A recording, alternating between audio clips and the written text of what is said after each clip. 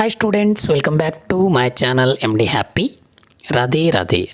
PUC ಪ್ರಥಮ ವರ್ಷದ ವಾರ್ಷಿಕ ಪರೀಕ್ಷೆ 2026 ವಿಷಯ ಇತಿಹಾಸ. ಆತ್ಮೀಯ ವಿದ್ಯಾರ್ಥಿಗಳೇ, ಈ ವಿಡಿಯೋದಲ್ಲಿ 2026ರಲ್ಲಿ ನಡೆದಿರುವಂತಹ ಅದು ಆ್ಯನ್ಯುವಲ್ ಎಕ್ಸಾಮ್ ಒಂದು ಪ್ರಶ್ನೆ ಪತ್ರಿಕೆಯನ್ನು ನಿಮಗೋಸ್ಕರ ನಾನು ತೆಗೆದುಕೊಂಡು ಬಂದಿದ್ದೀನಿ.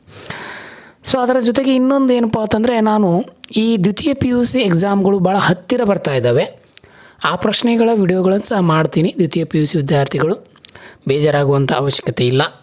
ಮತ್ತು ಜೊತೆಗೆ ಇನ್ನೊಂದು, ಕೆಲವು ಡಿಸ್ಟ್ರಿಕ್ನಲ್ಲಿ ಪ್ರಶ್ನೆ ಪತ್ರಿಕೆ ಅಂದರೆ ಈ ಒಂದು ಇತಿಹಾಸ ವಿಷಯದ ಪ್ರಶ್ನೆ ಒಂದು ಕ್ವಶನ್ ಪೇಪರ್ ಬಂದಿರಲ್ಲ. ಸೊ ಅಂತಹ ವಿಷಯಗಳಿಗೆ ಅನುಕೂಲ ಆಗ್ತದೆ ಅಂತ ಹೇಳ್ತೀನಿ.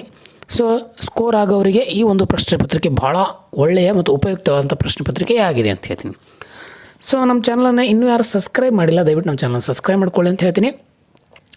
ಪಕ್ಕದಲ್ಲಿರುವಂತಹ ಬೆಲ್ಲೈಕನ್ ಕ್ಲಿಕ್ ಮಾಡಿ, ಜೊತೆಗೆ ನಾವು ನೋಟಿಫೈ ಆಗಿರಿ ಮತ್ತು ನಿಮ್ಮ ಸ್ನೇಹಿತರಿಗೆ ವಿಡಿಯೋಗಳನ್ನು ಶೇರ್ ಮಾಡಿ ಅಂತ. ಬನ್ನಿ ಒಂದೊಂದಾಗಿ ಇಲ್ಲಿ ನಾವಿಲ್ಲಿ ಗಮನಿಸ್ತಾ ಹೋಗೋಣ. ಸೊ ಇಲ್ಲಿ ಪ್ರಶ್ನೆಗಳು ಯಾವ ರೀತಿ ಬಂದಿವೆ ಅಂತ ನೋಡ್ತಾ ಹೋದಾಗ, ಮೊದಲಿಗೆ ವಿಭಾಗ ಎದಲ್ಲಿ ಬರುವಂಥ ಪ್ರಶ್ನೆಗಳನ್ನು ನಾವು ಗಮನಿಸ್ತಾ ಹೋಗ್ತೀವಿ. ಕೊಟ್ಟಿರುವ ಉತ್ತರಗಳಲ್ಲಿ ಸರಿಯಾದ ಆರಿಸಿ ಬರೆಯಿರಿ. ಎ ಸ್ಟಡಿ ಆಫ್ ಹಿಸ್ಟ್ರಿ ಕೃತಿಯನ್ನು ಬರೆದವರು ಯಾರು ಅಂತಂದರೆ ಅರ್ನಾಲ್ಡ್ ಟೈಬ್ನಿ ಅಂತ ಹೇಳ್ತೀವಿ. ಒಂದೇ ಅಧ್ಯಾಯದ ಮೇಲೆ ಸಂಬಂಧಪಟ್ಟಂಥ ಪ್ರಶ್ನೆಯನ್ನು ಇಲ್ಲಿ ಕೇಳಿದ್ದಾರೆ. ವಿನಿ ವಿಡಿ ವಿಸಿ ಇದು ಯಾರ ಪ್ರಸಿದ್ಧ ಮಾತುಗಳು ಅಂತಂದರೆ ಜೂಲಿಯಸ್ ಸೀಸರ್ನ ಮಾತುಗಳು. ನಿಮಗೆಲ್ಲ ಗೊತ್ತಿರಲಿ, ಇದು ಭಾಳ ಸರಿ ಕೇಳಿರುವಂಥ ಪ್ರಶ್ನೆಗಳು. ಫ್ರಾನ್ಸ್ ಕ್ರಾಂತಿ ನಡೆದ ವರ್ಷ ಅಂತ ಕೇಳಿದ್ದಾನೆ, ನಿಮ್ಗೆ ಗೊತ್ತಿರಲಿ 1789. ನಾನು ಏನೊಂದು ಹಳೆ ವಿಡಿಯೋ ಮಾಡಿದ್ದೆ, ಅಲ್ಲಿ ಸಹ ಈ ಪ್ರಶ್ನೆ ಬಂದು ಹೋಗಿದೆ. ವಿಶ್ವಸಂಸ್ಥೆಯ ಕೇಂದ್ರ ಕಚೇರಿ ಮೇಲೆ ಈ ಸಾರಿ ಪ್ರಶ್ನೆಯನ್ನು ಕೇಳಿದ್ದಾನೆ. ಇದು ಹೊಂದಿಸಿ ಬರೆಯಲ್ಲಿ ಕೇಳುವಂಥ ಪ್ರಶ್ನೆ ಇತ್ತು ಪ್ರತಿ ವರ್ಷ. ಈ ವರ್ಷ ಇಲ್ಲಿ ಕೇಳಿದ್ದಾನೆ. ಅಲಿಪ್ತ ಎಂಬ ಪದವನ್ನು ಮೊದಲು ಬಳಸಿದವರು ಅಂತ ಕೇಳಿದ್ದಾರೆ. ಹಾಗಾದರೆ ಅದು VK ಕೃಷ್ಣ ಮೆನನ್. ಅದರ ಜನಕ ಮತ್ತು ಅದರ ಪಿತಾಮಹ ಅಂತಂದರೆ ಜವಾಹರ್ಲಾಲ್ ನೆಹರು ಅಂತ ಹೇಳ್ತೀವಿ. ಕೊಟ್ಟಿರುವ ಉತ್ತರಗಳಲ್ಲಿ ಸರಿಯಾದನ್ನು ಆರಿಸಿ ಬರೆಯಿರಿ ಅಂತ ಕೊಟ್ಟಿದ್ದಾರೆ. ಹೆರೋಪಿಲಿಸ್, Dante, Nebuchadnezzar, Victoria, the spirit of the law, letters on the English ಅಂತೇಳಿ ಈ ಆಯ್ಕೆಗಳನ್ನು ಕೊಟ್ಟಿದ್ದಾರೆ. ತೂಗು ಉದ್ಯಾನ ಎಷ್ಟು ಸಾರಿ ಹೇಳಿದ್ದೀನಿ ಅದೇ ಸರಿ ಪ್ರಶ್ನೆಯಲ್ಲಿ ಬಂದು ಹೋಗಿದೆ. ನೆಬುಕಡ್ನೆಜರ್ ಅಂತ ಹೇಳ್ತೀವಿ. ಹಿರೋಪಿಲಿಸ್ ಅಂಗರಚನಾಶಾಸ್ತ್ರದ ಪಿತಾಮಹ ಆಗಿದ್ದ, ನೆನಪಿರಲಿ. ವಿಶ್ವ ಪ್ರದಕ್ಷಿಣೆ ಹಾಕಿದ ಹಡಗು ಅಂಥೇಳಿ ಅದು ವಿಕ್ಟೋರಿಯಾ, ಅದು ಮೆಗಲಾನ್ ಅಂತ ಕರಿತೀವಿ. ಮೆಗಲಾನ್ ಏನು ಮಾಡೋದು ಅಂತಂದರೆ ಒಂದು ವಿಶ್ವ ಪರ್ಯಟನೆಯನ್ನು ಮಾಡ್ತಾನೆ. ಇನ್ನು ಮಾಂಟೆಸ್ಕೋನ ಪ್ರಸಿದ್ಧ ಕೃತಿ ಅಂತಂದರೆ ದಿ ಸ್ಪಿರಿಟ್ ಆಫ್ ದಿ ಲಾ ಅಂತ ಹೇಳ್ತೀವಿ. ಡಾಂಟೆ ಪ್ರತಿ ವರ್ಷವೂ ಕೇಳ್ತಾನೆ. ಡಿವೈನ್ ಕಾಮಿಡಿ ಕೃತಿ ರಚನಾಕಾರ ಅಂತ ಹೇಳ್ತೀವಿ. ಇನ್ನೂ ಹೊಂದಿಸಿ ಬರೆಗೆ ನೇರವಾಗಿ ಕರ್ಕೊಂಡು ಹೋಗ್ತೀನಿ ನಿಮಗೆ. ಅದಕ್ಕಿಂತ ಮುಂಚೆ ನಿಮಗೆ ಈ ವಿಡಿಯೋಗಳು ಇಷ್ಟ ಆಗಿದ್ದರೆ ಕಮೆಂಟ್ ಮೂಲಕ ರಾಧೆ ರಾಧೆ ಅಂತ ಟೈಪ್ ಮಾಡಿ. ಅದರಿಂದ ಗೊತ್ತಾಗ್ತದೆ ನಮ್ಮ ವಿಡಿಯೋಗಳು ನಿಮಗೆ ಇಷ್ಟ ಆಗ್ತಿದ್ದಾವೆ ಅಂಥೇಳಿ. ಜೊತೆಗೆ ಒಂದು ಲೈಕ್ ಕೊಡಿ. ನಿಮ್ಮ ಸ್ನೇಹಿತರಿಗೆ, ನಿಮ್ಮ ಪ್ರೀತಿ ಪಾತ್ರರಿಗೆ ಮತ್ತು ಬೇಕಾದಂಥ ಎಲ್ಲ ವಿದ್ಯಾರ್ಥಿಗಳಿಗೆ ವಿಡಿಯೋಗಳನ್ನು ಶೇರ್ ಮಾಡಿ ಅಂತ ಹೇಳ್ತೀನಿ. ಬನ್ನಿ ಹೊಂದಿಸಿ ಬರೆಯನ್ನು ನೋಡ್ತಾ ಹೋಗೋಣ. ಭಾಗ ಎ ಮತ್ತು ಭಾಗ ಬಿ ಇಲ್ಲಿ ಕೊಟ್ಟಿದ್ದಾರೆ ನೋಡಿ. ಎದಲ್ಲಿ ಪ್ರಶ್ನೆಗಳಿದ್ದಾವೆ, ಅವಕ್ಕೆ ಸಂಬಂಧಪಟ್ಟಂಥ ಉತ್ತರವನ್ನು ಇಲ್ಲಿ ನೋಡ್ಕೊತಾ ಹೋಗ್ತೀವಿ. ಹೌದಾ? ಸೊ ಬನ್ನಿ ಒಂದೊಂದಾಗಿ. ಚಾರ್ಲ್ಸ್ ಡಾರ್ವಿನ್ ಅಂತಂದರೆ ನಿಮಗೆಲ್ಲ ಗೊತ್ತಿರ್ತದೆ, ಮಾನವ ವಿಕಸನ ಸಿದ್ಧಾಂತದ ಪಿತಾಮಹ. ಕನ್ಫ್ಯೂಸಿಯಸ್ ಅಂತ ಹೇಳಿ ಭಾಳ ಸಾರಿ ಪ್ರಶ್ನೆ ಕೇಳಿದ್ದಾರೆ, ಚೀನಾ ತತ್ವಜ್ಞಾನಿ. ಹೌದಾ? 2 ಅಂಕಕ್ಕೂ ಪ್ರಶ್ನೆ ಕೇಳಿದ್ದಾರೆ. ಹಾರ್ಗ್ರೀವ್ಸ್ ಅಂತಂದರೆ ಇದು ಸ್ಪಿನ್ನಿಂಗ್ ಜಿನ್ ಅಂತ ಹೇಳಿರ್ತೀವಿ ನಾವು.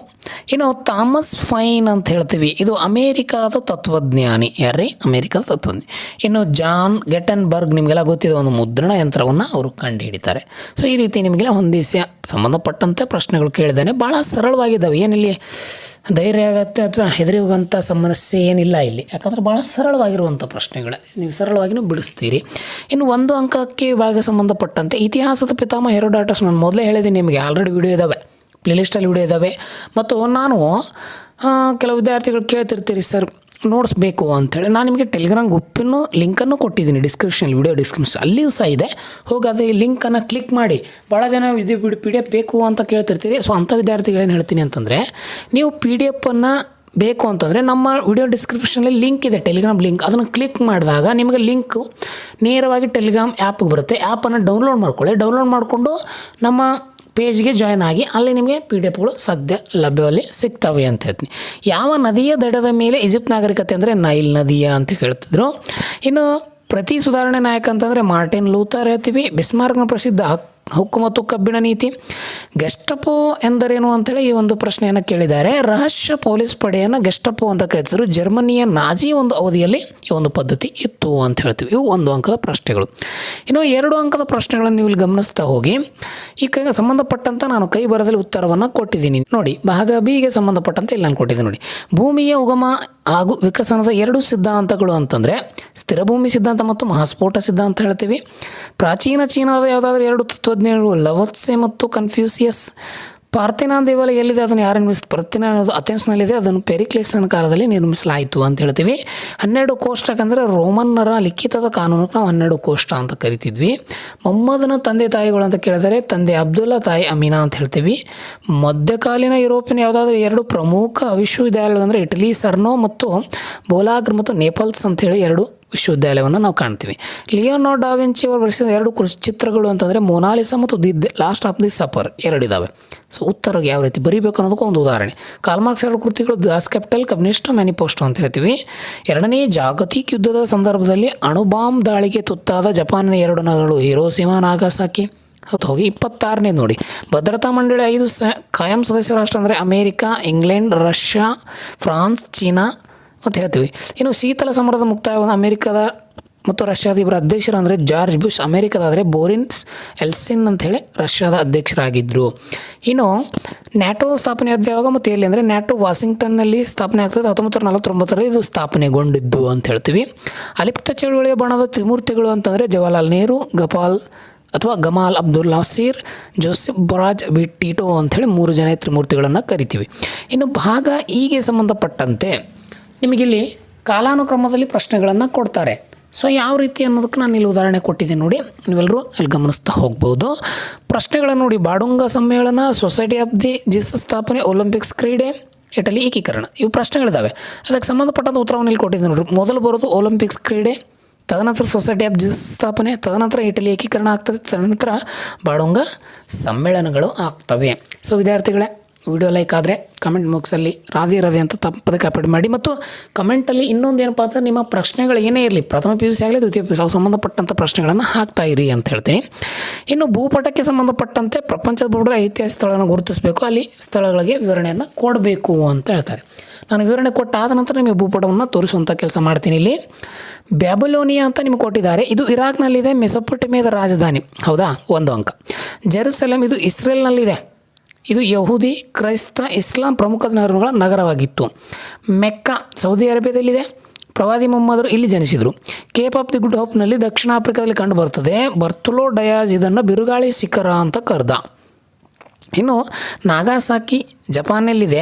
1945 2ನೇ ಮಹಾಯುದ್ಧದಲ್ಲಿ ಅಮೇರಿಕ ಈ ನಗರದ ಮೇಲೆ ಪ್ರಥಮ ಬಾರಿಗೆ ಏನಪ್ಪ ಅಂತಂದ್ರೆ ಅಣುಬಾಂಬ್ ದಾಳಿಯನ್ನು ಮಾಡ್ತದೆ ಅಂತ ಹೇಳ್ತೀವಿ. ಸೊ ಈ ರೀತಿ ನಿಮ್ಗೆ ಏನಪ್ಪ ಅಂತಂದರೆ ಈ ಒಂದು ಗ್ರಾಫಿಗೆ ಸಂಬಂಧಪಟ್ಟ ವಿವರಣೆಯನ್ನು ಕೊಡಬೇಕು. ಈಗ ನಿಮಗೆ ಆ ಸ್ಥಳಗಳನ್ನು ಅಲ್ಲಿ ನಾನು ಗುರುತಿಸ್ತೇನೆ ನೋಡಿ. ನೀವೆಲ್ಲ ಇಲ್ಲಿ ಗಮನಿಸ್ತಾ ಇರ್ತೀರಿ. ನಾಗಾಸಾಕಿ ಇದೆ, ಮೆಕ್ಕಾ ಮತ್ತು ಜೆರುಸಲೇಮ್ ಇದೆ, ಇಲ್ಲಿ ಬ್ಯಾಬಿಲೋನ್ ನಿಮಗೆ ಕಂಡು ಬರ್ತದೆ. ಇವೆಲ್ಲ ಸ್ಥಳಗಳನ್ನು ನೀವು ಇಲ್ಲಿ ಗುರುಪಬೇಕು. ಕೇಪ್ ಆಫ್ ಗುಡ್ ಹೋಪ್ಸ್ ಇಲ್ಲಿದೆ. ಸೊ ಆ ಸ್ಥಳಗಳನ್ನು ಅಲ್ಲಿ ಕೊಟ್ಟಿದ್ದಾರೆ. ಅವುಗಳನ್ನು ನೀವು ಮ್ಯಾಪಲ್ಲಿ ಗುರುತಿಸಿದ್ರೆ ನಿಮಗೆ ಖಂಡಿತವಾಗಿಯೂ 5 ಅಂಕ ಸಿಗ್ತದೆ ಅಂತ ಹೇಳ್ತೀನಿ. ಇಲ್ಲಿ ಭಾಗ ಸಿ ಮತ್ತು ಭಾಗ ಡಿ ಅನ್ನು ನೀವೆಲ್ಲ ಗಮನಿಸ್ತಾ ಹೋಗಿ. ಇತಿಹಾಸದ ಅಧ್ಯಯನ ಪ್ರಾಮುಖ್ಯತೆಯನ್ನು ಕುರಿತು ವಿವರಿಸಿ ಅಂತೇಳಿ 5 ಅಂಕ ಪ್ರಶ್ನೆ ಕೇಳಿದರು. ಕಡ್ಡಾಯವಾಗಿ ನಾನು ವಿಡಿಯೋ ಮಾಡಿದ್ದೀನಿ, ಅಲ್ಲಿ ಪ್ರಶ್ನೆ ಇದೆ ನೋಡಿ.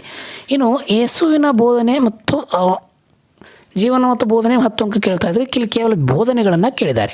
ಇನ್ನು ಅಮೆರಿಕ ಸ್ವಾತಂತ್ರ್ಯ ಸಂಗ್ರಾಮ ಪರಿಣಾಮಗಳನ್ನು ವಿವರಿಸಿ, ಅಲಿಪ್ತ ಚಳುವಳಿ ಇತಿಮಿತಿಗಳು ಇದನ್ನೂ ಪ್ರಶ್ನೆ ಕೊಟ್ಟಿದ್ದೀನಿ. ಸೊ ನಿಮಗೆಲ್ಲ ಈ ಪ್ರಶ್ನೆಗಳು ಬಂದು ಬರ್ತವೆ. ಇನ್ನು ಭಾಗ ಡಿಗೆ ಸಂಬಂಧಪಟ್ಟಂತೆ ಮಾನವನ ವಿಕಾಸ ಕಡ್ಡಾಯ ಪ್ರಶ್ನೆ ಅಂತ ಹೇಳಿದ್ರೆ ಬಿದ್ದಿದೆ ನೋಡಿ.